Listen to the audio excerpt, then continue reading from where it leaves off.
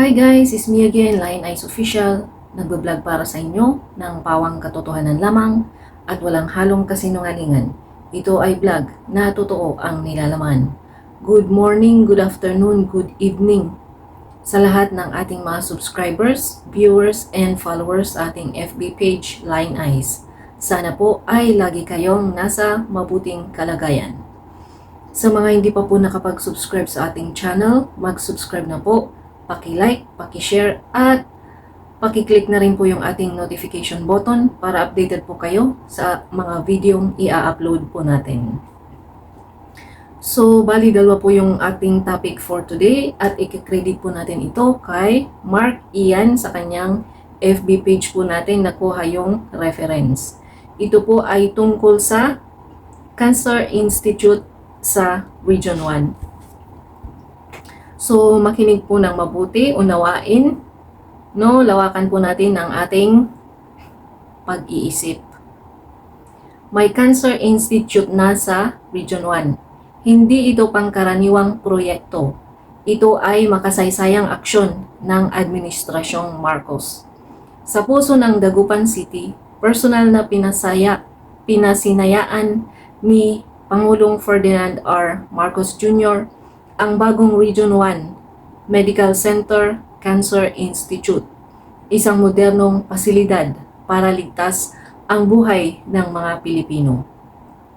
Hindi na kailangang lumuwas o magpakalayo-layo para sa gamutan. Nasa Region 1 na ang high-tech cancer care. Ang mga serbisyo, kompleto at world-class, radiotherapy, chemotherapy, nuclear medicine, brachytherapy, palliative care, at marami pang iba. Ito ay hindi lang para sa mga Ilocano at Pangasinense, kundi para sa buong bansa.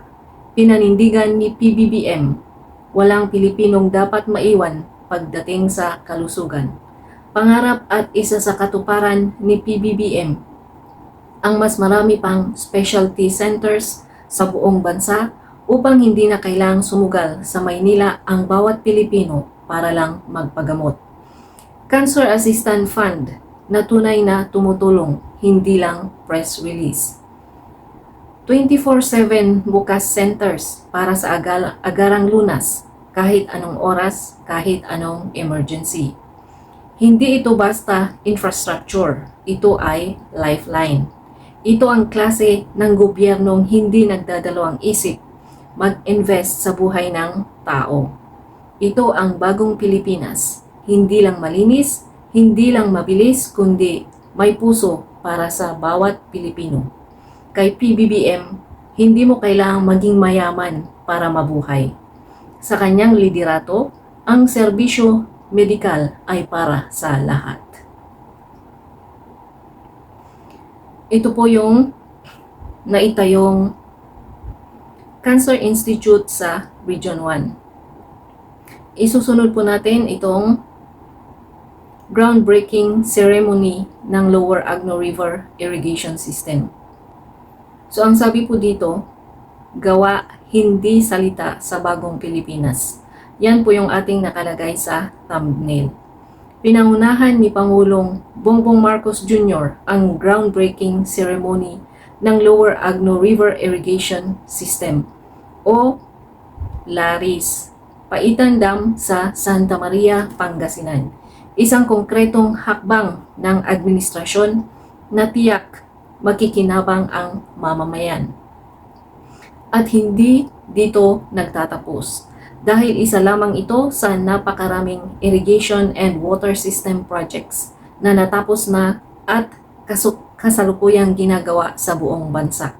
Tubig para sa lahat, kita para sa magsasaka, irigasyon para sa sakahan, seguridad sa pagkain ng buong bansa, progreso sa probinsya, asenso ng bawat pamilya. Sa ilalim ng bagong Pilipinas, ang pamahalaan ay hindi nanonood lang, bagkus kumikilos para sa taong bayan, sama-sama sa bagong Pilipinas. So yan po yung ating topic for today. Magtataka po kayo kung bakit ko po sinishare yung mga ginagawa ng ating Pangulong Marcos. Kasi, yung iba po kasi sa atin, hindi po nila alam kung ano yung mga proyektong ginagawa ng ating Pangulong Marcos. Ang akala po nila, hindi po nagtatrabaho ang presidente. Ang akala po siguro nila, nakaupo lang sa Malacanang at nakadikwatro. Hindi po, nagkakamali po kayo. Sabi nga po ni Attorney Claire, kung alam nyo lang po ang schedule ng presidente sa bawat araw. No?